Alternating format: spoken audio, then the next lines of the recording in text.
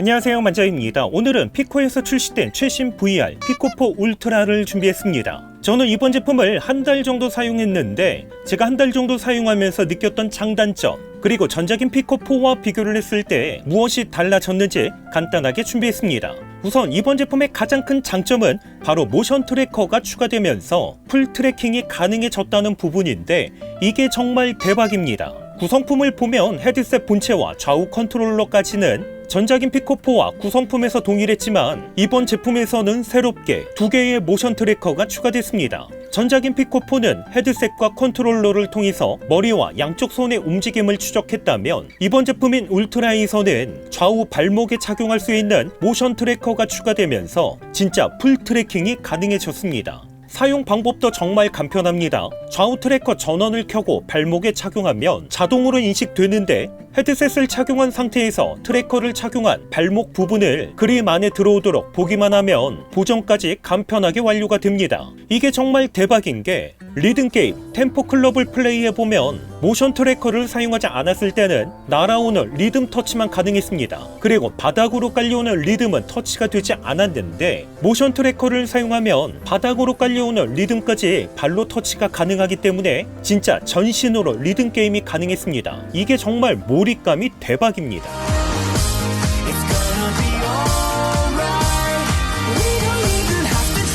참고로 템포클럽은 피코 독점 콘텐츠이기 때문에 다른 VR 기기에서는 사용할 수가 없습니다. 당연히 온몸을 사용해서 리듬게임을 하기 때문에 30분 정도 플레이를 하면 진짜 운동 효과까지도 기대할 수가 있습니다. 이렇게 리듬게임뿐만 아니라 올인원 스포츠부터 2024년 올해 안에 총 20여 개 정도의 풀 트래킹 게임이 출시될 예정이라고 합니다. 더 대박인 건 모션 트래커를 발목에만 착용했을 뿐 허리에는 어떠한 트래커도 착용하지 않았음에도 허리 움직임까지도 정확하게 인식하기 때문에 진짜 풀 트래킹 성능이 대박입니다. 트래커 본체는 쉽게 탈부착할 수 있다 보니까 배터리 충전도 간편하게 할 수가 있는데 1회 완충 최대 25시간까지 사용할 수 있습니다. 무게도 스트랩 포함해서 38g 정도로 정말 가볍기 때문에 착용했을 때 부담스럽지도 않았습니다. 이렇게 VR 기기는 결국 눈으로 보는 제품이다 보니까 화질 정말 중요합니다. 이번 제품은 두뇌 역할을 하는 칩셋이 스냅드래곤 XR2 젠 1에서 스냅드래곤 XR2 젠 2로 업그레이드가 됐습니다.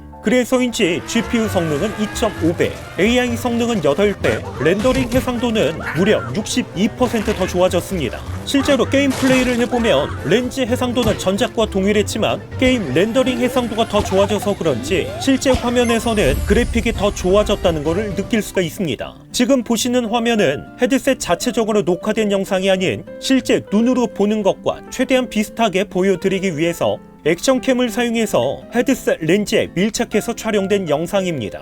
왼쪽은 전작인 피코4, 오른쪽은 이번에 출시된 울트라의 화면인데 전체적으로 색감이나 선명도에서 오른쪽 화면이 더 좋다는 것을 느낄 수가 있습니다. 여기에 그림자의 표현을 보면 오른쪽 화면이 더 선명하면서도 진득하게 표현되고 있는 것도 확인할 수가 있습니다. 화질 얘기가 나왔으니까 조금 더 살펴보면 이번 제품은 전면에 총 7개의 카메라가 탑재가 됐습니다. 좌측과 우측에 각각 2개의 카메라가 탑재가 됐다는 건 전작인 피코4와 동일했지만 가운데 카메라에서 차이가 있습니다. 피코4는 가운데 1개의 카메라가 탑재가 됐다면 이번 제품은 좌측과 우측에 3200만 화소의 컬러 시스루 카메라 2개와 함께 안쪽에는 심도 감지 카메라가 탑재가 됐습니다. 그래서 이제 주변 환경을 볼 수 있는 패스스루 성능이 진짜 많이 좋아졌습니다. 왼쪽은 전작인 피코4, 오른쪽은 울트라에서 캡처한 패스스루의 화면인데 대충 봤을 때도 화질에서 차이가 있다는 것을 느낄 수가 있습니다. 왼쪽에서는 계속적으로 화면에서 이글거리는 현상이 발생을 하기 때문에 조금만 사용해도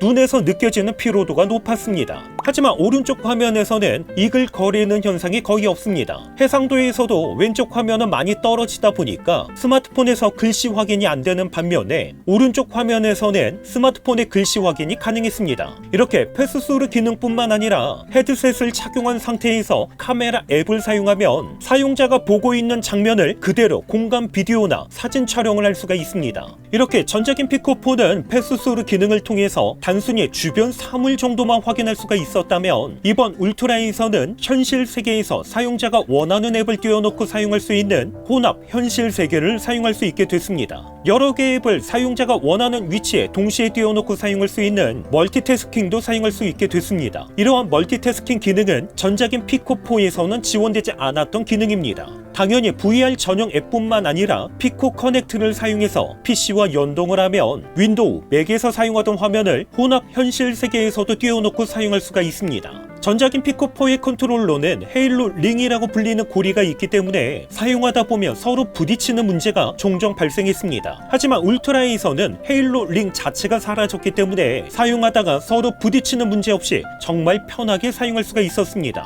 특별히 두 제품의 외관을 비교해보면 전면 카메라를 제외하고는 동일하게 출시가 됐습니다. 그래서인지 전작인 피코4 그리고 울트라 모두 무게 밸런스가 정말 잘 잡혀 있었는데 이렇게 앞쪽과 뒤쪽으로 분산되어 있기 때문에 앞쪽으로 무게 중심이 쏠리는 현상은 없었습니다. 그러다 보니까 1시간 이상 착용을 했을 때 앞면이 눌려서 피곤해지는 현상은 없었기 때문에 이번 제품 역시 착용감은 진짜 편하고 좋았습니다. 물론 저와 같이 안경을 착용하신 분들도 사용하는데 불편함이 없을 정도로 내부 공간은 넉넉했습니다. 기본으로 제공되는 공간 확장 부속품을 장착하면 안경을 착용한 상태에서 조금 더 편하게 사용할 수도 있었습니다.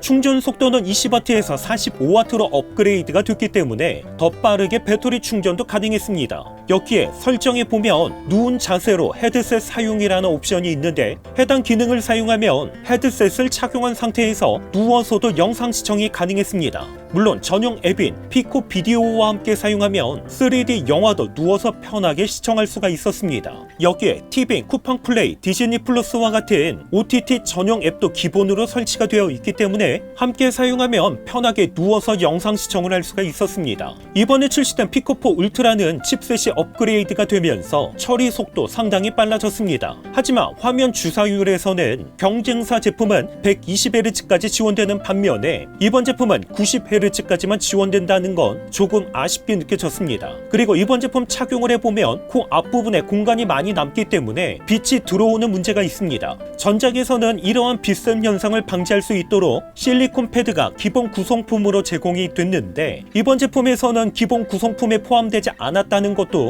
사용하면서 조금 아쉽게 느껴졌습니다. 이렇게 해서 새롭게 출시된 피코4 울트라 한 달 정도 사용하면서 느꼈던 장단점에 대해서 간단하게 소개를 했습니다. 이번 제품의 상세 페이지는 영상 더보기란에 남겨놓도록 하겠습니다. 오늘 영상도 끝까지 시청해주셔서 감사드립니다. 그럼 저는 다음번 영상으로 찾아뵙겠습니다. 이상으로 만장이었습니다.